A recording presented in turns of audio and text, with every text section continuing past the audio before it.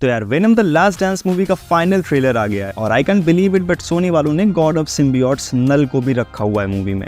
अब क्या एक मूवी में नल को सही से यूज कर पाएंगे या इसको फ्यूचर मूवीज के लिए सेटअप किया जा रहा है? क्योंकि जिनको नहीं पता उनको बता दूं कि नल को सही से दिखाने के लिए थैनोस लेवल की मूवीज बनानी पड़ेंगी सोनी को। वो इतना बड़ा कैरेक्टर है। तो इन सारी प्रेजेंट और फ्यूचर पॉसिबिलिटीज और इस न्यू ट्रेलर को ब्रेक डाउन करते हैं। तो ट्रेलर की शुरुआत में वेनम और एडी ब्रॉक एक प्लेन से चिपके हुए हैं और वो जीनोफेज से फाइट कर रहे हैं। अब ये काफी फनी सीन भी है क्योंकि एडी वेनम के चिपचिपे सिम्बियोट की हेल्प से प्लेन को पकड़े हुए हैं। और लास्ट ट्रेलर में भी हमने देखा था कि एडी बोल रहा था कि टॉम क्रूज मूवीज में ऐसा स्टंट कर कैसे लेता है। अब ये तो सबको पता ही है कि टॉम क्रूज अपने ज्यादातर स्टंट्स खुद ही करते हैं। इसके अलावा ट्रेलर में वेनम पैराशूट बन के हवा में फ्लोट कर रहा था, तो ये हल्का सा रेफरेंस था वेनम विंग्स का, जहां सिम्बियोट्स अपनी बॉडी को विंग्स में ट्रांसफॉर्म करके फ्लोट कर सकते थे। अब देखो, अभी तक यही लगा है हम लोगों को कि वेनम मूवीज को सोनी वाले काफी ग्राउंडेड रखने की कोशिश करते रहे हैं और कॉस्मिक साइड जो वेनम स्टोरीज की रही हैं उनके चक्कर में ज्यादा नहीं पड़े हैं। तो जब वेनम बोलता है कि उसके होम ने उसे ढूंढ लिया है, तो यहाँ पर जीनोफेज की बात हो रही है, जो वेनम के होम वर्ल्ड में नेचुरल प्रीडेटर्स हैं। ये सिम्बियोट्स के दुश्मन हैं और ट्रेलर में भी पैट्रिशिया रॉबर्टसन और ऑरवेल ट्रेलर के बीच बात होती है कि ये सिम्बियोट्स किसी वजह से अपने होम वर्ल्ड से भागे हैं। और अभी तक हम लोगों को लग भी यही रहा है कि जीनोफेज ही वो रीजन थे जिसकी वजह से सिम्बियोट्स को अपना घर छोड़ना पड़ा। मूवी में इससे सिमिलर एक स्टोरी लाइन को फॉलो भी किया जाएगा कॉमिक्स से, वेनम द हंटेड नाम की, जिसमें जीनोफेज सिम्बियोट्स की वजह से अर्थ की तरफ आ गए थे। और मूवी में भी काफी सिम्बियोट्स दिखने वाले हैं। एक तो लैशर ही है जिसके बारे में लास्ट वीडियो में मैंने बताया था, लेकिन लेटेस्ट ट्रेलर के बाद ये लग रहा है कि इन सारी प्रॉब्लम्स के पीछे सिम्बियोट हाइव माइंड है जो नल से कनेक्ट होता है। एक हल्की सी ग्लिम्स मिली भी है उसकी नल गॉड ऑफ सिम्बियोट्स से कॉमिक्स में। ट्रेलर में हाइव माइंड का सीन भी है, रेड और ब्लैक टेंड्रिल्स ग्रो हो रहे हैं जो अल्टीमेटली नल की हिंट है। अब वेनम 2 के पोस्ट क्रेडिट सीन में भी नल की हिंट दी गई थी जो वेनम एडी को हाइव माइंड के बारे में बता रहा था। अब हाइव माइंड होता क्या है कि एक तरह का मेंटल रियम है जो सारे सिम्बियोट्स को कनेक्ट करता है और गॉड ऑफ सिम्बियोट्स नल भी इसी का सेंटर है क्योंकि इसी ने सिम्बियोट्स को क्रिएट किया हुआ है।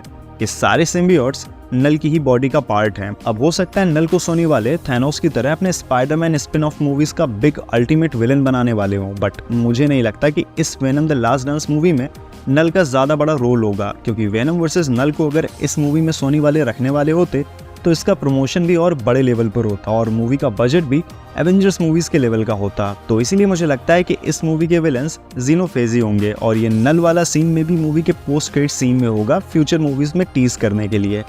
अब मूवी की स्टोरी का एक बड़ा पार्ट पैट्रिशिया रॉबर्टसन और ऑरवेल टेलर होने वाले हैं जिनके अकॉर्डिंग ये सिम्बियोट्स अर्थ के लिए काफ़ी बड़ा खतरा है और टेलर एक एक करके सारे सिम्बियोट्स कलेक्ट कर रहा है। तो मेरे ख्याल से इतने सारे सिम्बियोट्स का एक ही जगह पर होना ही जीनोफेज को अर्थ की तरफ अट्रैक्ट करेगा और पैट्रिशिया और ऑरवेल टेलर में से कोई एक या तो दोनों लोग मूवी के लास्ट तक वेनम की साइड हो जाएंगे और जीनोफेज को रोकने के लिए हेल्प करेंगे। साथ ही साथ लेटेस्ट ट्रेलर में ये आइडिया भी दे दिया गया है कि इतने सारे सिम्बियोट्स को एक जगह पर रखने से उनका हाइव माइंड कनेक्ट हो गया है जिसकी वजह से नल रिसर्फेस होगा। इसके अलावा इस ट्रेलर में कुछ फनी सीन्स भी हैं, जैसे वेनम वाली मछली देखने को मिली। वेनम विद हॉर्स पावर तो शुरुआत से ही दिखाया जा रहा है और मूवी में वेनम वाला मेढक भी दिखाया जाएगा। लास्ट में वेनम और एडी गैम्बलिंग भी कर रहे हैं कैसीनो में, जिसके लिए वेनम कुछ ज्यादा ही पैशनेट लग रहा है। मतलब गैम्बलिंग चीज ही ऐसी है कि इंसान हो या एलियन किसी को भी लत लग सकती है। अब ये मूवी टॉम हार्डी की लास्ट सोलो वेनम मूवी बोली जा रही है, तो इसीलिए इसको काफी इमोशनल टच भी देंगे। जैसे कैसे एडी ब्रॉक और वेनम को एक दूसरे की आदत हो चुकी है, दोनों का सर्वाइवल एक दूसरे पर ही डिपेंड करता है और इसीलिए उनका साथ होना सिर्फ एक फन पार्ट नहीं है बल्कि उनकी जरूरत भी है। बट अब ऐसा लग रहा है कि अर्थ को बचाने के लिए उनको एक दूसरे से अलग होना पड़ेगा और इसी सेक्रीफाइस वाले डायलॉग को बोलते हैं अपने अमेजिंग स्पाइडरमैन वाले लिजर्ड वाले अंकल, जो कि इस मूवी में खाना बदोश जिंदगी बिता रहे हैं। अब ये जो छोटा बच्चा है, रूमर्स है कि ये यंग पीटर पार्कर होने वाला है, तो इसका मतलब स्पाइडरमैन और वेनम के कनेक्शन के नाम पर फैंस को बस इतना ही मिलने वाला है। अब वेनम के चांसेस हैं कि स्पाइडरमैन 4 में वो फिर से दिखे, जिसको डायरेक्ट करने के लिए शैंग-ची मूवी के डायरेक्टर डैनियल क्रेटन को बुलाया गया है। इसका मतलब मूवी में फाइट सीन्स बहुत ही ज्यादा एक्सीलेंट होने वाले हैं क्योंकि शैंग-ची मूवी एक सरप्राइज की तरह थी सबके लिए, जहां एक्सपेक्टेशंस कम थी बट काफी ब्यूटीफुल एक्शन सीन्स ने दिल जीत लिया था। अब वैसे अगर स्पाइडरमैन 4 में होता है तो इससे अच्छा कुछ भी नहीं। अब अगर मल्टीवर्स स्टोरी को फॉलो किया जाएगा स्पाइडरमैन 4 में तो वेनम पक्का वहां दिखने वाला है। और रही बात नल की, तो वो सोनी वालों के हाथों में है, तो पता नहीं कैसा फ्यूचर होगा। अच्छा यही होगा कि सोनी अपने स्पिन ऑफ कैरेक्टर्स को एक साथ लाकर नल के अगेंस्ट थैनोस लेवल थ्रेट दिखाकर एक एवेंजर्स लेवल मूवी बनाए, तो वही सोनी के अजीबोगरीब स्पिन ऑफ यूनिवर्स की आत्मा को शांति पहुंचा पाएगा। अब तुम्हारे क्या विचार हैं इस ट्रेलर और नल पर कमेंट्स में बताओ। तो ठीक है यार, अब आज इस वीडियो में इतना ही, मिलते हैं नेक्स्ट वीडियो में, तब तक देखते रहो ब्लू स्पेयर।